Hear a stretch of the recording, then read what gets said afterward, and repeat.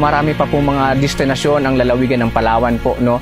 So marami pa po dapat tayong mapuntahan, at isa po dito yung West Philippine Sea, kung saan nandyan po yung KIG or Kalayaan Island Group, no, na nag-o-offer ng something really different, no, na kung kumbaga maka-experience ka ng kakaiba.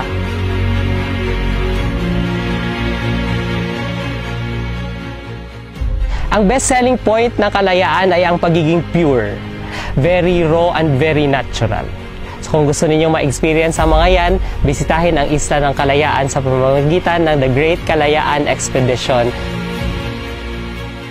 Ang tour po na to ay ang magpipave way sa awareness po ng iba't ibang tao, especially ng Filipinos, na meron nag-exist na mga protected area or critical habitat na nandito mismo sa Kalayaan.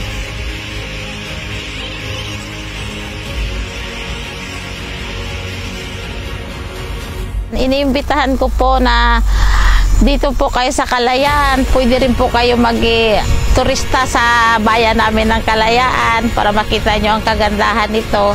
Sa mga gustong makatuklas na mga bagong destinations dito sa Philippines, Kalayaan is one of them.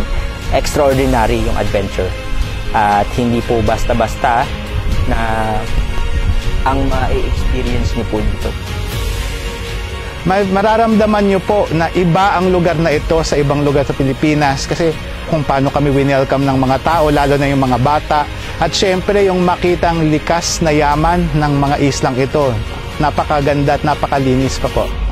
I'm gonna call this myself a paradise.